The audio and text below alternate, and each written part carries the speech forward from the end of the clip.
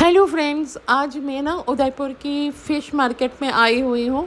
यहाँ पे fish market ऐसे ही है, मतलब यहाँ पे पूरा एरिया यहाँ का सिर्फ फ़िश, चिकन, मटन ये सब की दुकान है।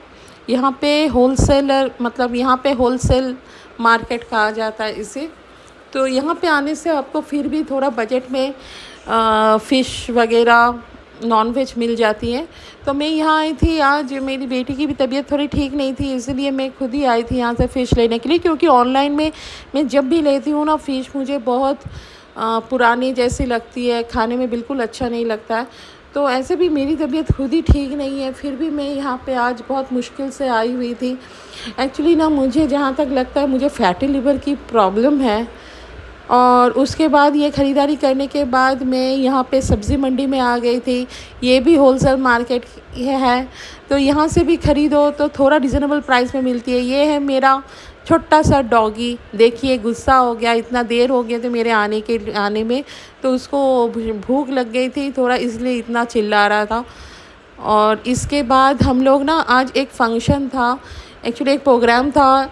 हमारे जो नेबर हैं उनकी बेटे का राइस सेरेमनी था, तो उसके लिए हम लोग को इनवाइट किया गया था। तो यहाँ पे भोरा गणेश जी बहुत पॉपुलर एक मंदिर है जहाँ पे सारे मांगलिक अनुष्ठान किया जाता है। तो यहाँ पे हम लोग आए हुए थे, भोरा गणेश जी। जो भी यहाँ पे उदयपुर आए हैं या पहले से हैं, सब तो यहाँ पे जानते ही होंगे, क्योंकि जो बाहर से भी आते हैं वो लोग भी यहाँ पे आते हैं। क्योंकि ये भी एक टूरिस्ट पॉइंट ही आप बता सकते हैं कि यहाँ पे आना, एक तो आपके घूमने में भी अच्छा लगता है, और दूसरा यहाँ पे बहुत मान्यता है कि भोरा गणेश जी में बहुत से लोग बहुत मन्नत भी रखते हैं, हो जाने पर पूजा वगैरह दिया जाता है।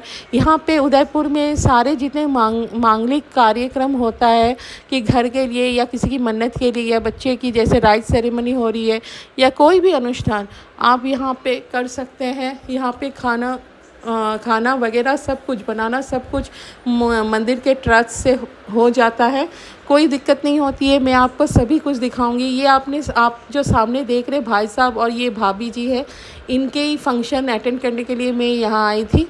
तो इन लोगों ने यहाँ प्रसादी रखा था।